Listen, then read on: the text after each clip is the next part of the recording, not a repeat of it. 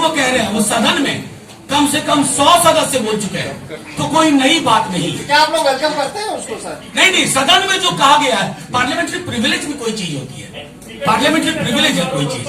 किसी और साथी को भी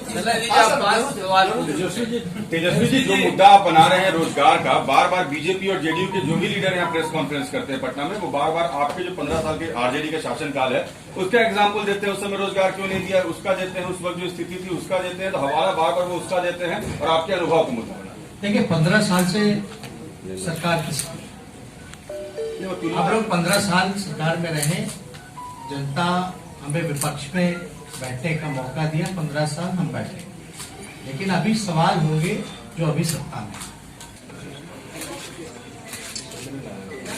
भैया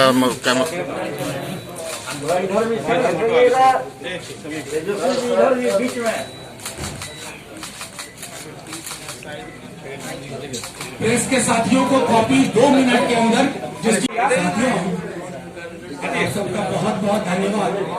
ये ऐतिहासिक क्षण है जब गठबंधन दल के तमाम नेता अभी भी थोड़ा माइक आपके समक्ष अपनी प्रतिबद्धता लेके आ रहे हैं, बीच में कहीं संकल्प बदलाव का प्रण के साथ। जो है, बिहार को विशेष राज्य का दर्जा नहीं मिला।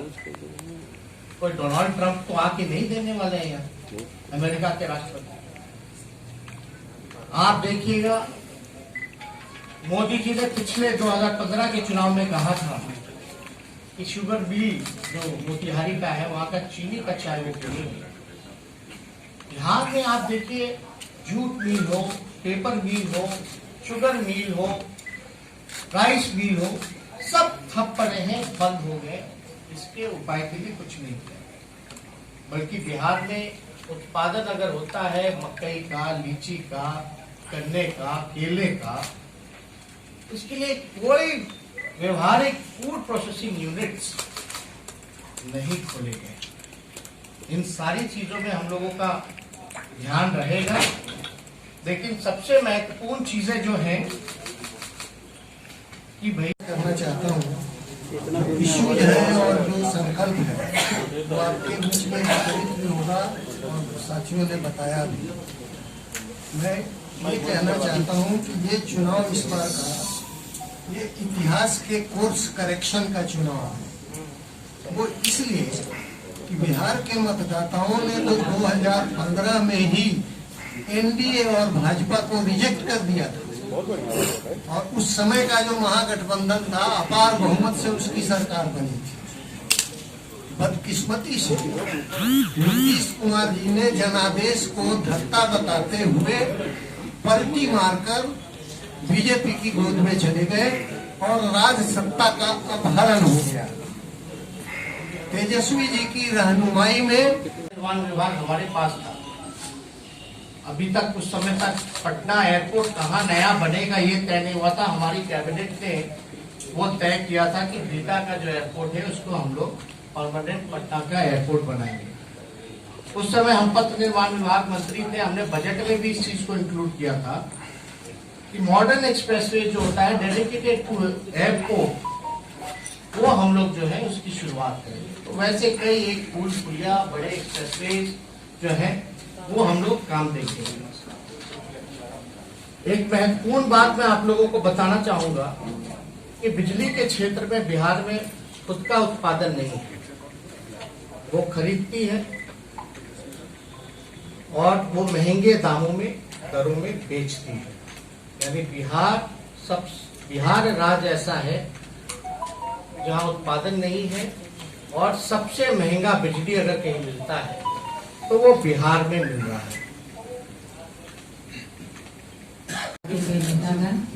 सबसे पहले इतना कैमरा चमक रहा है और इसमें एक चेहरा नहीं दिखाई दे रहा है मोहन शर्मा जी का, इससे मैं मर्माहत हूँ और उन्हें विनम्र श्रद्धांजलि के साथ मैं अपनी बात की शुरुआत करती हूँ।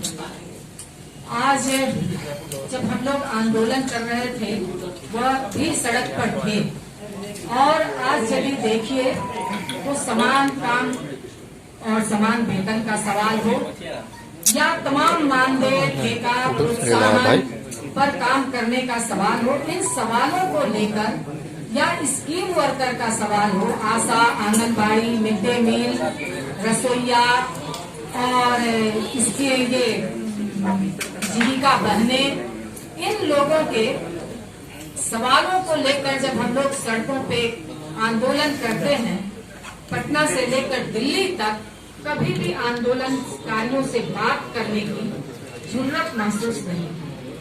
बल्कि अगर हम पीछे लौट कर देखते हैं तो हम पाते हैं कि हमारे कर्पूरी ठाकुर जी हों, लालू यादव जी हों, वो आंदोलनकारियों से बात करते थे, उनकी समस्याओं को सुनते थे, उनके सवालों पर ध्यान देते थे, गौर करते थे। आज आप देख लीजिए, चाहे टोला सेवक हो, तालीमी मरकज के लोग हों, इन सवालों को आज हमारा मुख्यमंत्री जो है सरकार चलाई,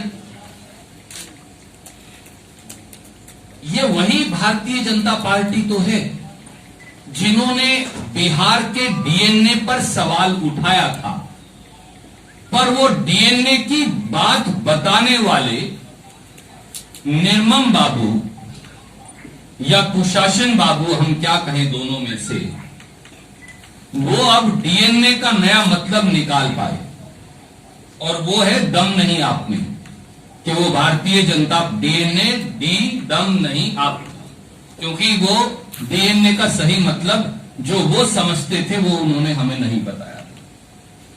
ये लोग सिर्फ जबान नहीं, कलम के भी बेईमान हैं। कलम की बेईमानी से इन्होंने बिहार का ईमान लूटने की कोशिश की है, और जब दो षड्यंत्रकारी दोस्तों साथ आते हैं तो स्वाभाविक है षड्यंत्र तो होगा ही। भारतीय जनता पार्टी 3 गठबंधनों में चुनाव लड़ रही है। एक गठबंधन है जेडीयू और बीजेपी का जो आपको नजर आता है, एक गठबंधन है बीजेपी और एलजेपी का जो आप समझते हैं, एक गठबंधन है बीजेपी और ओवैसी साहब का। 3 ठगबंधन जो हैं उनके साथ बीजेपी इस बिहार के चुनाव में उतरी है। उनको गिरफ्तार नहीं किया जा रहा, तो चाहे भ्रष्टाचार हो, लॉ एंड ऑर्डर की स्थिति हो, एनसीआरबी के आंकड़े आप देख ले, कोई मेरे आंकड़े नहीं। हम लोग भी सत्ता में रहे, कांग्रेस पार्टी 15 में, राष्ट्रीय जनता दल जेडीयू थी, उन 18 महीने का आप निकाल लीजिए, और बाकी के बीजेपी जो आई सरकार में उसका आंकड़ा निकाल लीजिए, स्पष्ट रूप से अपराध जो है बढ़ा है। लेकिन जो मुख्य बातें हैं हमने कही हैं, बाकी तो हम लोग आप लोगों से करते रहते हैं। ज्यादा समय हम ना लेते हुए, मुझे पूरा विश्वास है बिहार की जनता पर कि जो विकल्प हम लोगों ने, महागठबंधन के लोगों ने, आरजेडी, कांग्रेस, लेफ्ट की तीनों पार्टियों ने एक साथ आकर के बिहार की जनता के सामने जो संकल्प लिया है, जो प्रण है हमारा, उसको हम लोग सरकार बनने के इमीडिएटली बाद ही उसको पूरा करेंगे।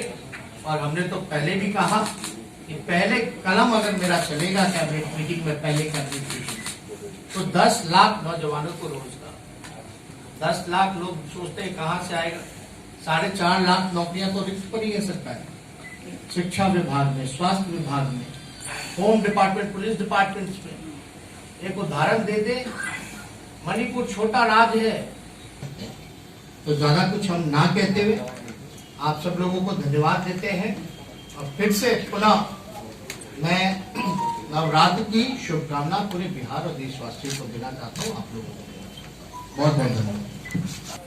शुक्रिया तेजस्वी जी, शक्ति सिंह जी, मंच पर उपस्थित सभी नेतागण, पत्रकार सलाहकार बंधुओं, भैया पीछे आइए भैया।